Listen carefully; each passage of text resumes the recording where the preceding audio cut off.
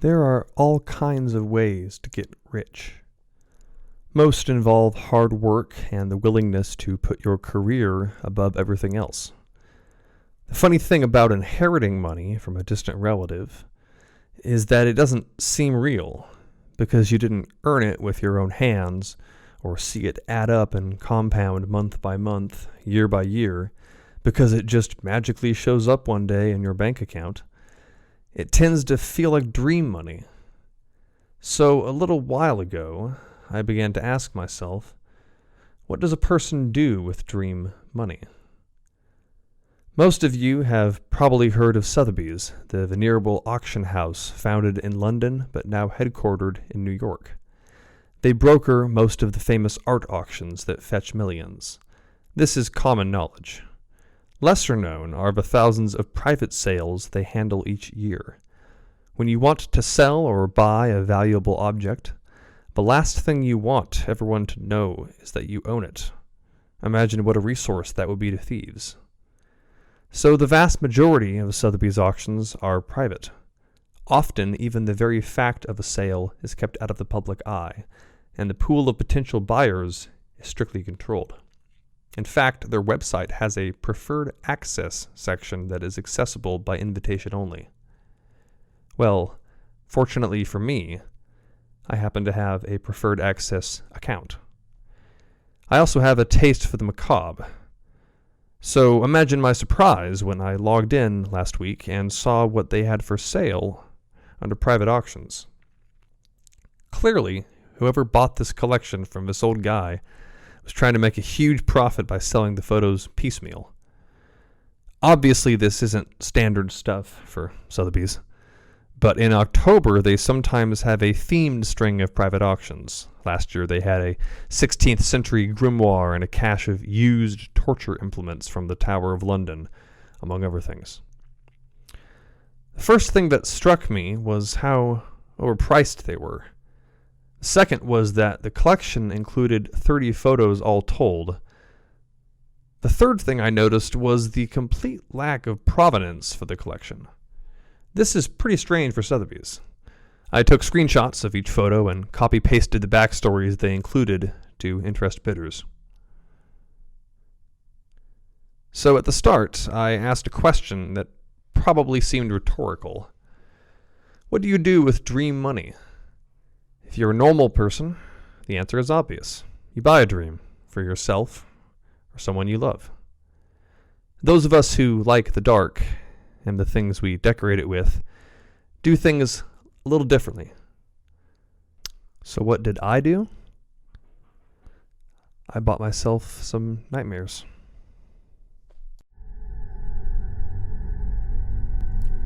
Charlie Noonan was an amateur folklorist who traveled throughout the South and southwestern United States during the early years of the 20th century, collecting tall tales and stories of the supernatural.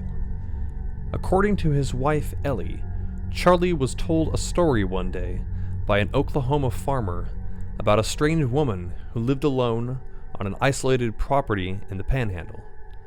The farmer claimed the woman was not a woman at all, but something else, something that hid its true nature beneath a headscarf and was never seen without a large dog by its side. Noonan was apparently intrigued enough to try searching for the woman during one of his research road trips. He was never seen again. Ellie Noonan was later contacted by a Tulsa pawnbroker who remembered reading about her husband's disappearance in the papers after finding his name engraved on a camera sold to him by an itinerant. The pawnbroker returned the camera, and Mrs. Noonan had the film inside developed in the hopes of finding a clue as to his whereabouts. This was the only photo on the roll. Unfortunately, neither the location of the property nor the name of the farmer who told him the story was recorded in Noonan's notes. Edouard Martel was an unsuccessful French photographer and inventor who traveled throughout the U.S. during the first 2 decades of the 20th century, trying to drum up interest in investors for a device that added timer and automatic exposure features to Kodak's popular line of folding Brownie cameras. During his travels, he took thousands of automated photos to test and refine his invention. Often, he would wake up early, set up a hidden camera in an inconspicuous spot on the streets of whatever city he happened to be in, and then walk to a nearby cafe or bar so that he could capture candid scenes of daily life to remember his travels by. The best of these photos were selected for Martel's one and only gallery show in Paris, 1924. Unfortunately, Martel died penniless and unknown in 1955, and it was left to his daughter John to sort through the boxes and boxes of photos he left behind to see what should be kept and what could be discarded. During this process, she came across this photo, taken in New Orleans on the morning of October 28, 1919, a few hours before Martel boarded a steamer ship and returned to France. It turns out that Martel hated motion blurs in his photographs because he thought they would reflect badly on the speed and accuracy of his lens mechanism. This prejudice made him cast aside and overlook what was probably the most important photo he ever took. What makes this photo so special? The night before it was taken, the notorious and still unidentified serial killer known only as the Axeman of New Orleans had committed his last murder, hacking Mike Pepitone to death in his bedroom and then fleeing the scene just as Pepitone's wife was discovering the body. Could this be him returning to his residence? It's impossible to say, but if it is, the image appears to belie the legend based on the shaky testimony of Pauline and Mary Bruno and prevailing prejudice of the time that only a black man was capable of such savagery. For years, guests staying in this room at the Old Riverside Inn in Jenner, California, had complained of feeling watched through the window. But it wasn't until 1964 when a San Francisco travel writer named Michael Irwin thought to set up a timed exposure that evidence of actual voyeurs was brought to light. Irwin lay on the mostly obscured bed in the foreground and read a book while his camera took a series of long exposures. When he showed this photo to the hotel owner, he was promptly asked to leave. 2 days later, the owner was dead by his own hand, and Irwin was left with a creepy picture and an unsolved mystery. The identities of the children remain unknown. This photo was taken in 1895 by an amateur spelunker photographer named Orrin Jeffries while exploring an unmapped section of Grand Caverns in southwestern Virginia. At the time it was taken, Jeffries was conducting photographic experiments, using super long exposures to see if anything at all could be captured in the total absence of light, otherwise known as cave darkness.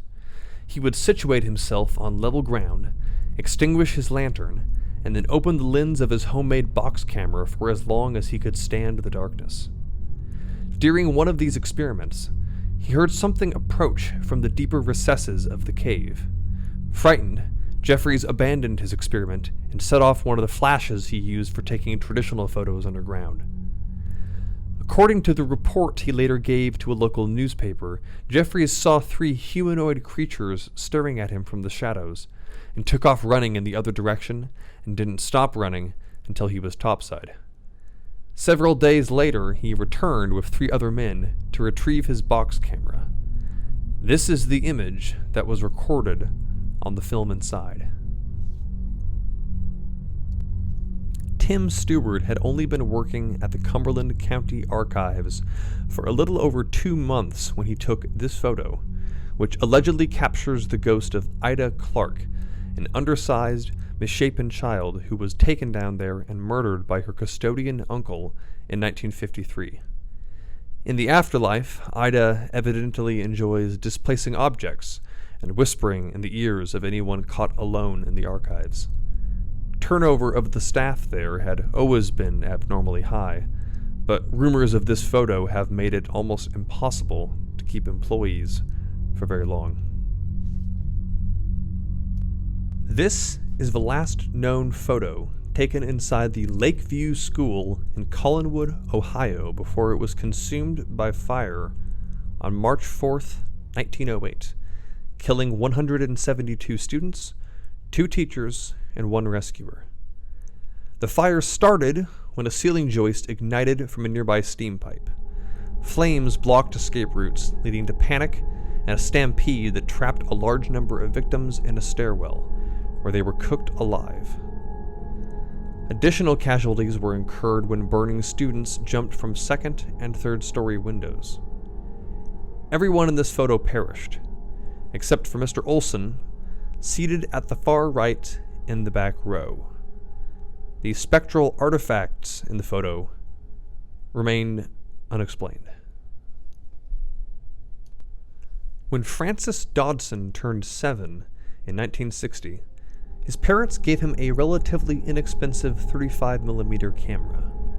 The following summer, the 3 of them toured Iowa and Nebraska in a Chevy Apache pickup truck outfitted with an Alaskan camper shell. Fran liked to stay in the camper while his parents drove and took roll after roll of random shots out the back as they rode down the road. He took this one somewhere outside Dubuque. When the roll was developed and his parents saw the photo, they asked Fran what he had seen. He allegedly replied, quote, "A dead black man holding a white man's head by the hair." Who or what the photo actually depicts has never been conclusively determined. Drag marks in the leaves and mud led Ohio hunter Earl Guthrie to this bizarre scene in 1959. He found the young, still unidentified female victim dead, pale, and withered as if, in his words, something had drank her dry. Her arms were embedded deeply into the soft earth beneath her and pinned back at an extreme angle. Her face was turned away and contorted as if in pain or terror. Arriving first, a local photographer aiding the police took one quick shot before an overwhelming sense of dread drove him back to the gravel road where he had parked. State police arrived several minutes later, but when they returned to the scene, the body was gone. Pareidolia is certainly in play, but one can't help but see in the bushes behind this poor woman some demonic mirror of whatever it was that took her. During her later years, Josephine Yurno would take a walk every evening at dusk around her beloved neighborhood in Norwich, Connecticut. On November 12, 1935, she set out as usual and never returned. Extensive searches were conducted by a large team of volunteers and the Norwich police force, but no sign of her was ever found. 3 years later, Mrs. Yurno was found in front of a neighbor's house without a mark on her body and in perfect health. When asked where she had been, Mrs. Yurno was unable to understand the question. From her point of view, no time had passed at all. Against the advice of her neighbors and her doctor, she refused all medical treatment and resumed her life as if nothing had ever happened, including the nightly walks. Another neighbor snapped this shot of her in the fall of 1938. Clouds of smoke from piles of burning leaves give it an appropriately eerie feel. On the same date, November 1940, 5 years after her initial disappearance, Mrs. Yurno vanished again. This time, she was never seen again. 1938, Evergreen Park, Illinois, outside Chicago. Billy and Stevie Harlow were riding in the front seat with their mother Tammy when their Ford sedan collided head-on with a Chrysler. During the collision, the cars spun in such a way as to impact 2 additional vehicles. Tammy Harlow survived, but the boys were ejected through the windshield and killed instantly. A crime scene photographer from a local paper took this shot as a crew of volunteers worked frantically to free John Downing, the driver of the Chrysler. It appears that little Billy and Stevie stuck around to watch. In life, Reverend Allen Yarborough was a respected minister in the small village of Wickford, Rhode Island. In death, he became a regular spirit visitor to the seances held by Anne-Marie Cotillano, a local medium. During his manifestations, Yarborough, speaking through Cotillano, would often make cryptic references to a series of secret crimes that he had committed, for which he was never fingered or punished. Concrete details were sketchy and hard to verify, but the things he said were horrifying and seemed to involve the ritual dismemberment of several unnamed local children, whom Yarborough had evidently abducted and kept imprisoned in a forgotten sub-basement of St. Paul's Episcopal. The photo seen here was the result of an experiment conducted during one of the last of these manifestations. Cotillard invited Yarborough, as usual, and then at a prearranged signal, 2 attendees tied back the curtains so that a third could take a photo in natural lighting. Opinions differ on whether the distorted visage reflects the torture of the damned or the ecstasy of bloodletting. This photo of a typical turn-of-the-century London tenement was taken by an amateur photographer named Michael Oliphant using a box camera in 1911. He was drawn to this particular set of flats by persistent rumors that the building was haunted by a tall, sallow man who had a terrible habit of leaning over and staring at tenants while they slept, only to scare the living daylights out of them when they awoke. Oliphant himself saw nothing on that day, but he later recalled inexplicably losing his balance while taking this shot, as if someone or something had collided with him while rushing past. Viola Peters was a well-born spinster who lived alone in the small rural town of McKaysville, Georgia. She was much loved in her community for her charitable contributions to the Baptist church, the soup kitchen, and the local orphanage, especially during the Depression when those institutions subsisted almost entirely on her largesse. In July of 1935, Viola was brutally murdered by a drifter named Tom Cullen, who had worked briefly at the nearby copper refinery. Cullen proceeded to stay in Viola's house and savage her corpse for an additional 17 days before he was caught and captured. A posse of enraged locals stormed over the county jail, took Cullen, and lynched him from the old bridge over the Toccoa River. This photo was taken by Garrett Killian, a witness to the lynching, and caused quite a stir when it was published a few days later in the Atlanta Constitution.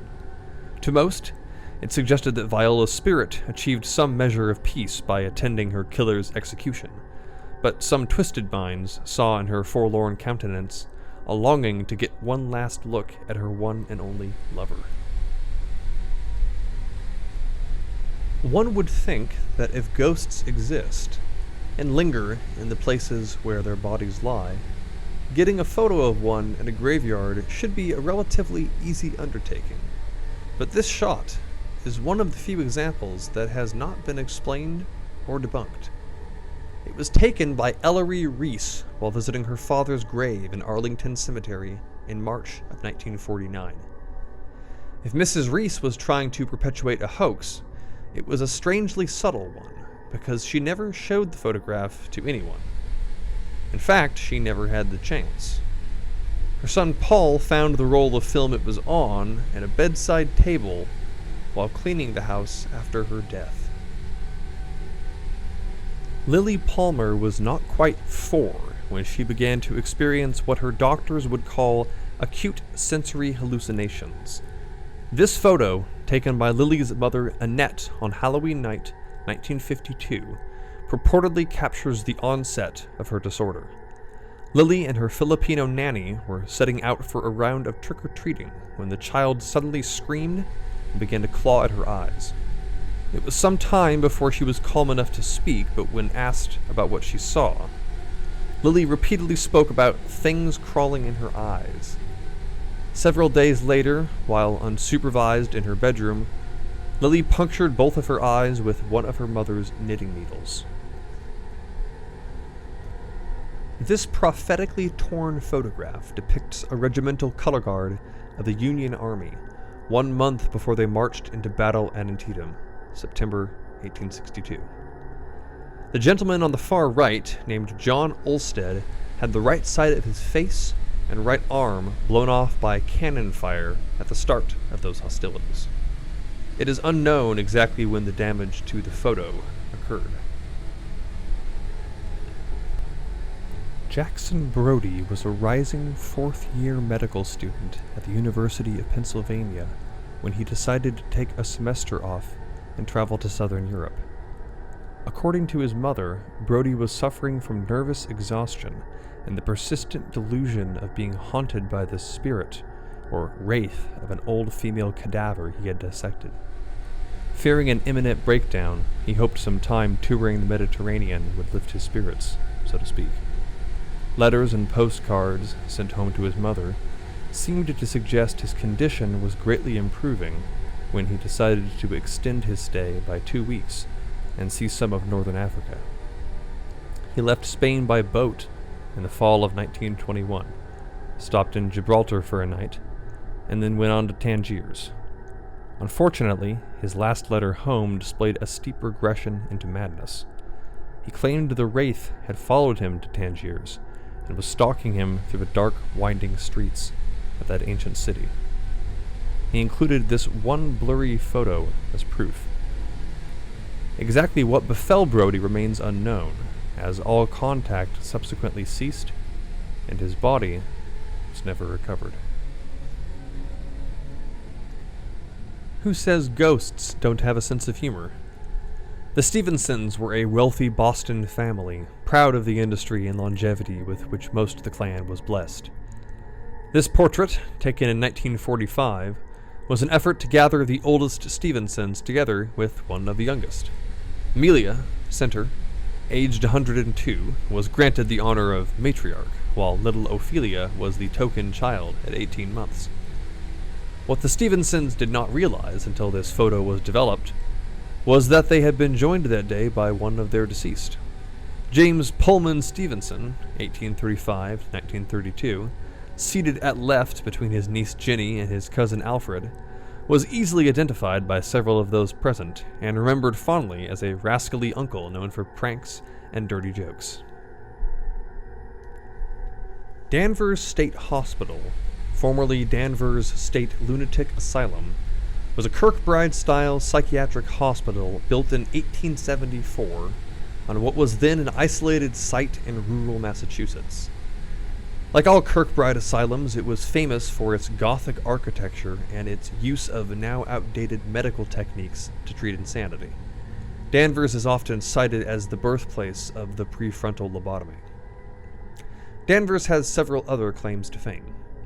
It was the inspiration for the fictional Arkham Sanatorium that appeared in several stories by H.P. Lovecraft and which, in turn, inspired the Arkham Asylum in the fictional Batman universe.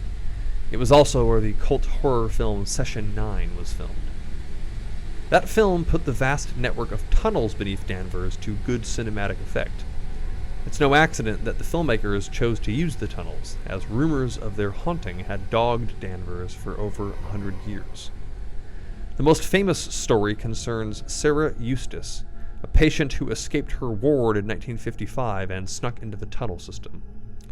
Despite multiple searches and a week-long lockdown of the asylum, Sarah was never seen again. It was assumed she died down there, lost, thirsty, and alone. A nurse at Danvers named Gail Malloy became obsessed with Sarah's story and spent many of her off hours searching the tunnels for her remains. Though she never found a body, she did snap this photo in late 1966, which suggests Sarah Eustace walks the Danvers tunnels to this very day. The Sorrensons were a Danish family who immigrated to the United States sometime between 1905 and 1906. They arrived with their eldest child, Anders, seen on the donkey, and settled on a farmstead in Missouri. 3 more children, Simone, Freak, and Mathilde, center, right, and in the wagon, respectively, soon followed. This photo, taken in 1916, captures all 4 of the children a few weeks before the tragedy. The 3 eldest kids were apparently playing fort in the hay barn and must have fallen asleep. Their father, Nicholas, drove a wooden hay sweep into the pile and dismembered all 3, in locations accurately suggested by the flaw in the photo. Mathilde, the youngest, was inside the house with her mother at the time and not hurt. According to the son of a neighbor later interviewed by the author, the donkey later died in equally hideous fashion by getting its head caught in a barbed wire fence and nearly decapitating itself in the frenzy to get free. This final detail could not be corroborated. Dozens of documented massacres occurred during what later became known as the American Indian Wars, and most of these infamous sites now bear historical markers and official apologies from Uncle Sam. How many more remain undocumented and only recorded in the annals of the dead is unknown and will likely remain so. Unless, of course, more photographs surface like this one, taken by Graham Wheeling in 1971 on BLM land near Kanab, Utah. Wheeling was camped out in a dry riverbed, pulling what he liked to call a cowboy weekend, when he noticed that a carpet of fog was rolling in. As fog is extremely rare in that water-challenged region, he figured he should try to photograph it. He set up his tripod and took a 2-minute exposure in low light. Only later, in the dark room, did he learn what he was really looking at. Ernst and Rachel Tappig later admitted they were necking when their daughters Lily and Hilda wandered away from the picnic basket they had spontaneously laid down on an old estate outside Hornbad Meinberg in the Teutoburg forest.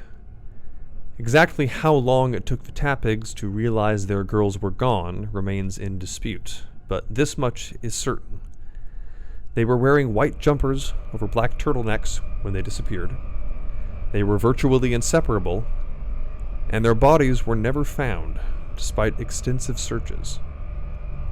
Lily and Hilda's case briefly became news again in 1957, 5 years after they went missing, when this photo came to light.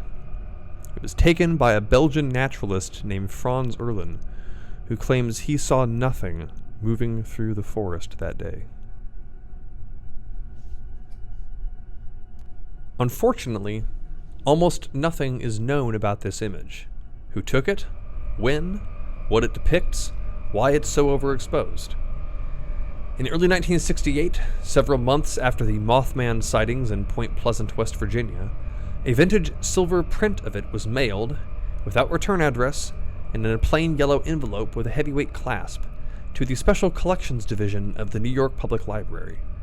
Experts there could find no evidence of doctoring and thought the image itself was quite old, possibly from the 19th century.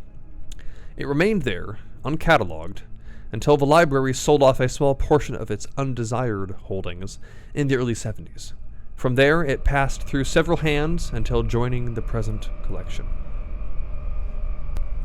The 1912 threshing of little Sally York, age 9, in the cotton loom of the North Fork Textile Mill, was one of a handful of such accidents that helped legislators push through the Keating-Owning Act of 1916, the first child labor law in American history. From the time of the accident until the mill's closing 4 decades later, workers consistently complained of cold spots, strange noises, and sudden taps on the shoulder when nobody was near. The mill's foreman never paid these complaints any mind, until this photograph surfaced in 1932. It was taken by a traveling photographer named Benny Johnson, who promptly sold it to the North Fork Gazette for an unprecedented $10. The mill had shut down for the Christmas holidays and was empty at the time. The photo was later blamed for the closing of the mill, though the Great Depression was the more likely cause of that. In northwestern Turkey lies a notoriously isolated and atmospheric region known as the Phrygian Highlands. Ancient rock-cut tombs and relatively modern graveyards sit side by side, essentially making the area one huge necropolis. When traveling through this haunted landscape, it is fairly common to experience something strange, but rarely as strange as what Frida Palermo encountered on September 5th, 1956. Palermo was an Italian archaeologist specializing in Byzantine funerary sculpture. She was walking alone, photographing an unpublished cemetery near Ayazin, when the air seemed to change and grow heavy, as if to portend a storm. She later described hearing a sound, quote, like wind across the mouths of 1,000 bottles, and then something became momentarily visible on the outcrop high above her, just long enough for her to grab this shot of what she subsequently dubbed the Phrygian Djinn. Michael Evans was 15 and friendless in 1969 when he began wandering around town and taking pictures of the abandoned houses and factories that were already beginning to swallow Detroit. He was fascinated by the swiftness with which nature could reclaim a man-made space, and especially liked to capture vines growing up walls. The images preceding this one on the roll suggest that is exactly what he was doing that fateful Saturday in April before something caught his eye in the window above and he raised the lens to photograph it. How he ended up inside the house, what caused him to leave his camera behind, or why he didn't simply run away, are questions that may never be answered. In the era before abortion was legalized in the United States, short of a straightened coat hanger, the only option for a woman who wanted to terminate a pregnancy was to locate a doctor willing to do the job on the sly. Some of those doctors were good men, and some were not. At least one was a psychotic sadist. We know this because Tilly Jane Priddick told her best friend Alice where she was going and why on the night before her shackled, mutilated body was found in a Philadelphia basement. We also know this because the fetus, her ovaries, most of her large intestine, and the tips of both her breasts had been removed and left on the floor beneath her. The amount of blood at the scene, coupled with deep, clawing gouges in the brick walls, led the attending medical examiner to conclude these atrocities had been committed while Tilly Jane was still alive and conscious. 10 years later, in 1941, a group of feminist mediums held a seance in the basement in an attempt to summon Tilly Jane and learn the killer's identity.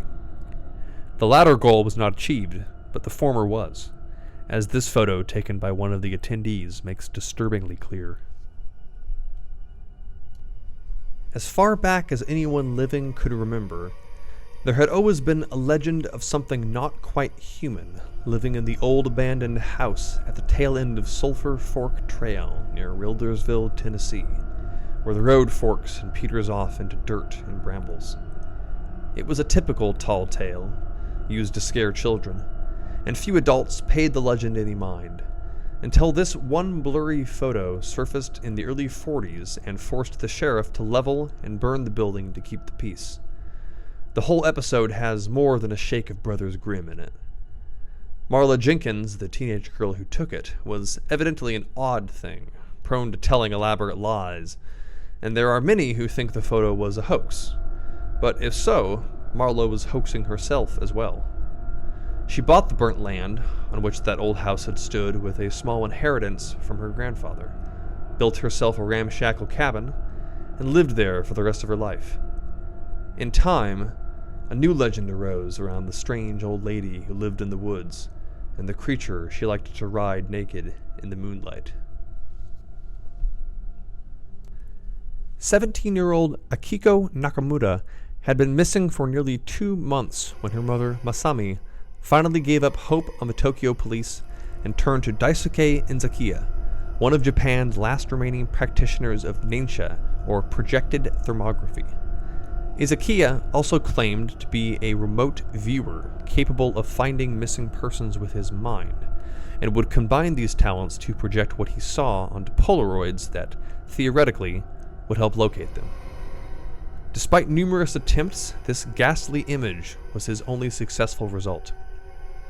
According to Izakiya, the shining object is a mirror used to deflect psychic intrusions, and the reason his further attempts failed.